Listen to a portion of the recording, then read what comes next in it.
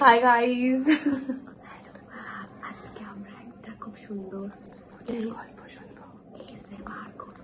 ভূতের মতো আওয়াজ দেয়। Hi guys, so we are back. আমরা আজকে as if আমরা কত ভিডিও করি, we are back. You are only back, we are new.